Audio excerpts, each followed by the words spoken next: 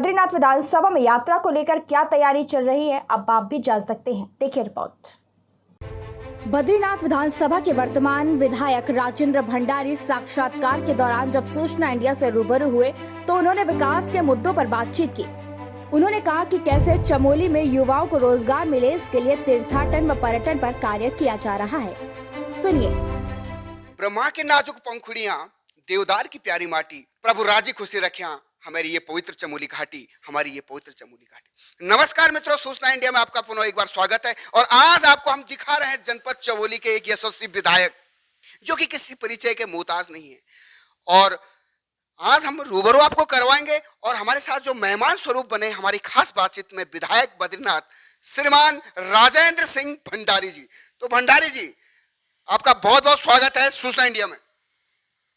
सूचना India TV का बहुत बहुत स्वागत और बहुत बहुत आभार, और आपका भी बहुत बहुत धन्यवाद जी। तो आपको हम दिखा रहे हैं यहाँ पे आज हमारे साथ जो रूबरू में बने हैं एक डायनामिक पर्सनैलिटी। सर, हमारे दर्शक आपके राजनीतिक करियर के बारे में जानना चाहते हैं। वैसे तो हम बहुत साधारण परिवारों के लोग हैं।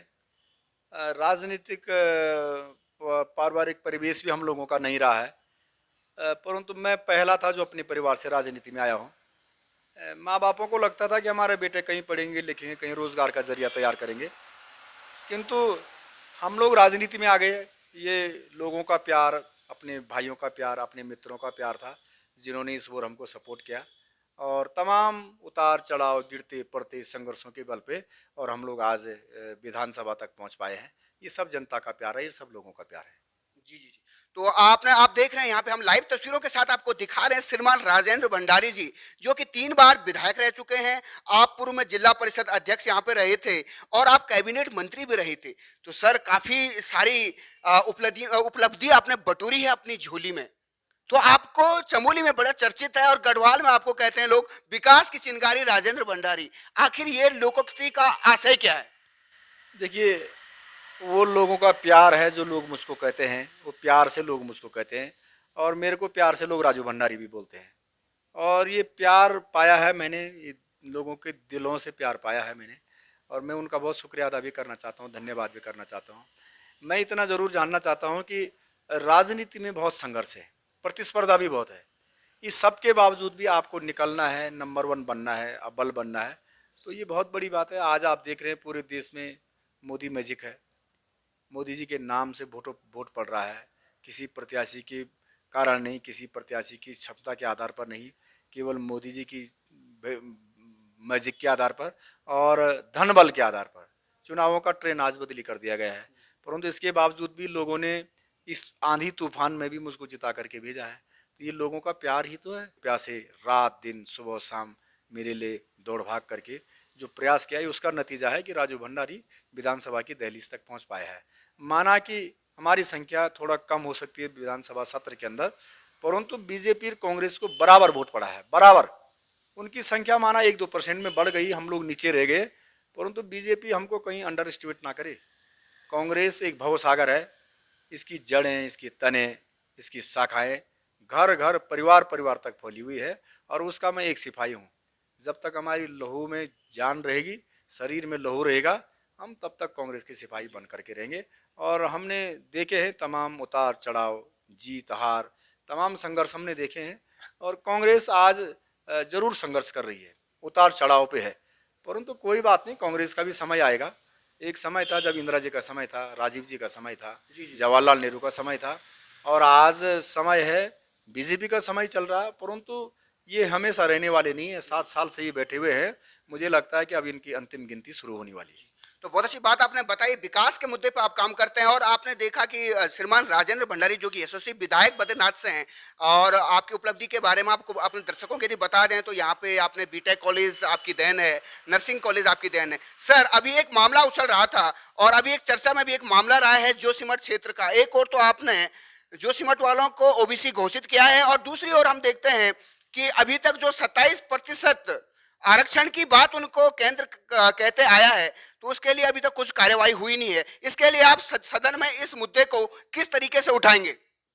देखिए, मैं जब लोगों ने मुझे प्यार दिया, विधायक बनाया, मंत्री बनाया, मैंने बीटेक कॉलेज का निर्माण कराया, मैंने नर्सिंग कॉलेज का निर्माण कराया, मैंने यहाँ पे गोपेश्वर के अंदर जो है हॉस्पिटल जो बेस अस्पताल होता है उसके लिए शासनादेश जारी किया, पोखरी में भी फार्मा के लिए शासनादेश जारी किया। मैंने पॉलिटेक्निक पोखरी और जोशीमठ बनवाया, आईटीआई बनवाए, हाई स्कूल और इंटर कॉलेजों की तो कोई गिनती नहीं कि मैंने कितने खुलवाए हैं। मैंने पिछले 5 साल से लोगों की सरकार में वो भी नहीं देखे। और मैंने जोशीमठ को ओबीसी की परिधि में सैचुरेट किया, लाभान्वित किया।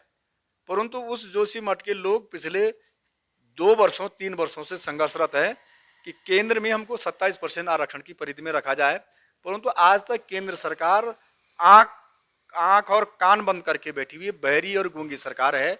ये जनता की आवाज सुनती नहीं है। नहीं तो अगर हमको 27% आरक्षण मिलता केंद्र में तो हमारे बच्चों को पूरे देश के अंदर सेवा करने का मौका लगता है। आज जो हमने ओबीसी का लाभ राज्य में दिया है, हमारे बच्चे आज ऑफिसर, आज मेडिकल में निकल रहे हैं, आज एसडीएम में निकल रहे हैं, आज बीडीओ में निकल रहे हैं। तो ये उसी ओबीसी की देन है।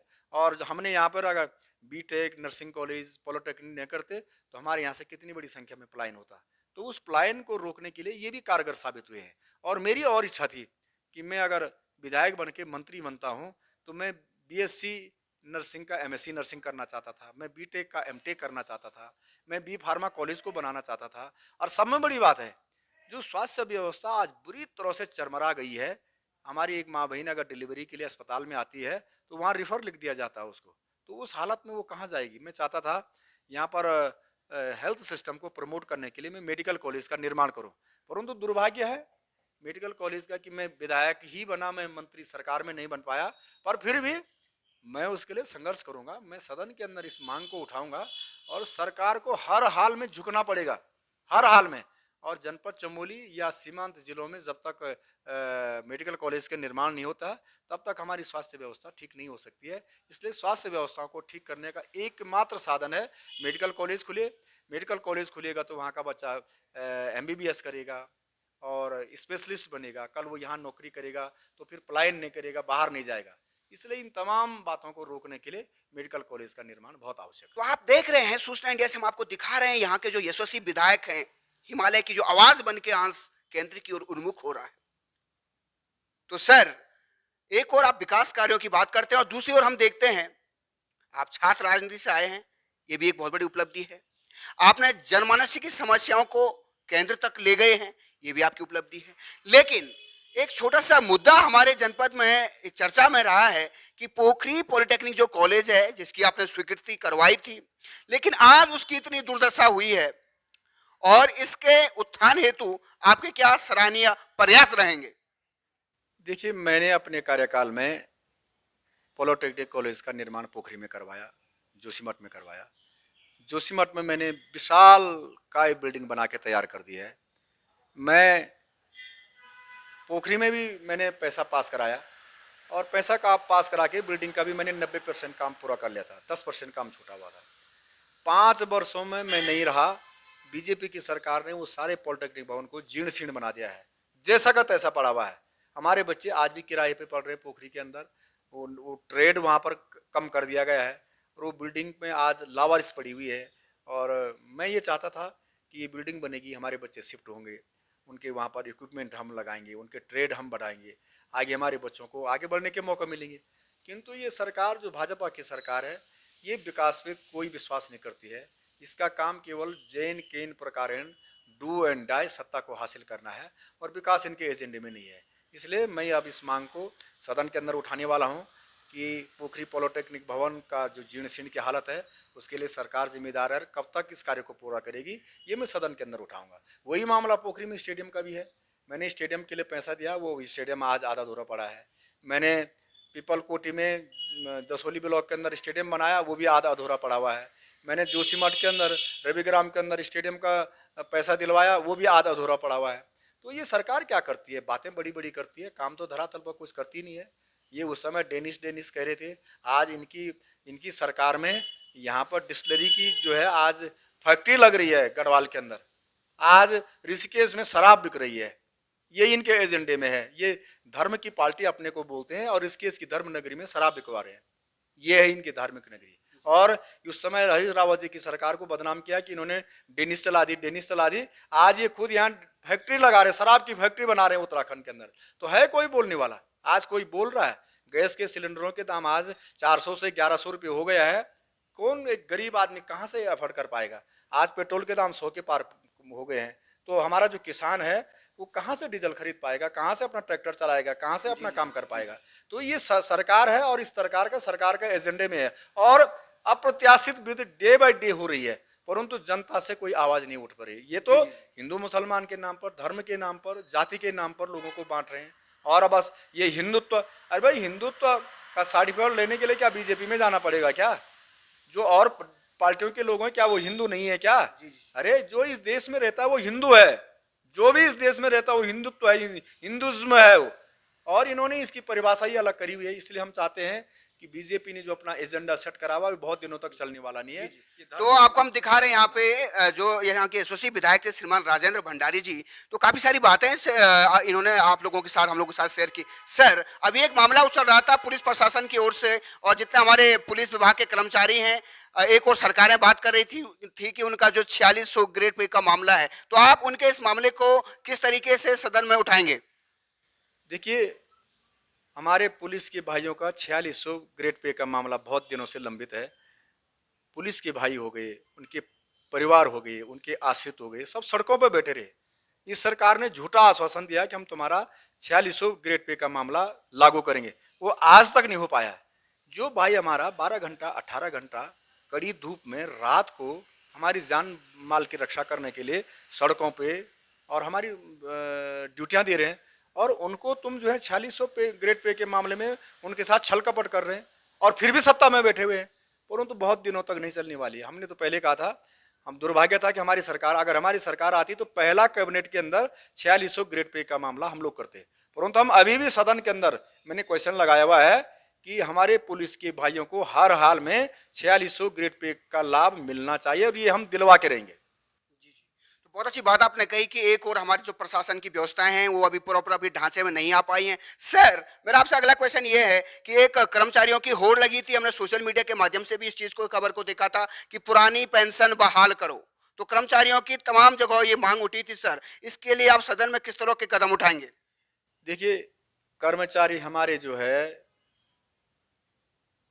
30 साल 32 साल 28 साल नौकरी करते हैं और उसके बाद उनको कह रहे हैं कि तुमको कोई पेंशन नहीं दी जाएगी। तो फिर अगर पेंशन नहीं दी जाएगी तो वो अपना बाकी का जीवन कैसे व्यतीत करेगा? पेंशन आने के बाद आदमी को मकान बनाना पड़ता है, बच्चों की जिम्मेदारियां निभानी पड़ती है, उनका ट्रेनिंग करानी पड़ती है, उनकी शादियां करानी पड़ती है, सारे काम तो तब होते हैं। और सरकार, ये गूंगी बहरी सरकार आज कह रही है कि हमारे कर्मचारियों को जो है पुरानी पेंशन बाहर नहीं होगी। हर हाल में कांग्रेस की सरकार ने राजस्थान में कर दिया, छत्तीसगढ़ में कर दिया, ये क्यों नहीं करते हैं? पूरे हिंदुस्तान के लोगों से मैं कर्मचारियों से आह्वान करना चाहता हूं कि कांग्रेस की 2-2 3-3 सरकारों में पहली सरकारें हैं जिन्होंने पुरानी पेंशन को बहाल कर दिया है, तो बीजेपी क्यों नहीं करती है? और फिर भी लोगों को बीजेपी लोग बोलते हैं। आप अंतर देखिए कांग्रेस की सरकार और बीजेपी की सरकार में, कि कांग्रेस की सरकार ने सब में पहले हमारी पुरानी पेंशन बहाली का मामला राजस्थान के कैबिनेट में आया और फिर छत्तीसगढ़ में आया, परंतु ये कहाँ करने वाले हैं? ये तो महंगाई बढ़ाने वाले हैं, ये डेवलपमेंट को रोकने वाले हैं। इन्होंने देश के सारे संस्थान बेच दिए, एयरपोर्ट बेच दिए, रेलवे बेच दिए, ये बेचने पे लगे हैं। जो कांग्रेस ने बनाए हैं ये उसको बेचने पे लगे हैं। इसलिए मैं सदन के अंदर भी अपने कर्मचारी भाइयों का पुरानी पेंशन का मामला उठाऊंगा और हर हाल में सरकार को झुकाने का हम काम करेंगे ताकि पुरानी पेंशन हमारी बहाल हो। जी, तो बहुत अच्छी बात, बहुत सराहनीय पहल आपकी रहेगी और सदन में ऐसा लग रहा है आपकी बातों से, आपका जो कहते हैं जज्बा हो तो कोई भी मंजिल दूर नहीं, ऐसा झलक रहा है। और अभी आपको हम दिखा रहे हैं सूचना इंडिया से लाइव तस्वीरों के साथ, हमारे साथ बने यशस्वी विधायक बद्रीनाथ श्रीमान राजेंद्र भंडारी जी। तो भंडारी जी, मेरा आपसे अगला क्वेश्चन ये है कि वर्तमान परिदृश्य में अभी देखा हमने विगत 2 वर्षों के बाद काफी अच्छा जन सैलाब उमड़ के आया है चार धाम यात्रा को लेकर, चाहे बद्री की बात करें, केदार की बात करें, गंगोत्री, यमुनोत्री, जितने भी हमारे धाम हैं। तो मेरा आपसे क्वेश्चन है, आप यहाँ पे आपके एक जिम्मेदार व्यक्ति और साथ में आप हमारे विधायक भी हैं बद्रीनाथ विधानसभा से, तो चार धाम यात्रा की व्यवस्थाओं को लेकर आपकी क्या राय है और किस तरह की व्यवस्थाएं होनी चाहिए? पहले तो बोल बद्री विशाल की जय कि चार धाम की यात्रा जो शुरू हुई है एक अच्छा संकेत लग रहा है।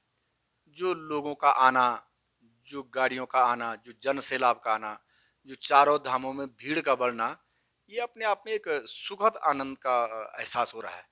परंतु हम भगवान बद्री विशाल बाबा केदार से प्रार्थना करेंगे ये यात्रा सुखी रहे, संपन्न रहे। और चार धाम यात्रा से ही हमारा रोजगार जुड़ा हुआ है। 2 साल से कोरोना ने हमारी आर्थिकी को तहस नहस कर दिया, खत्म कर दिया है।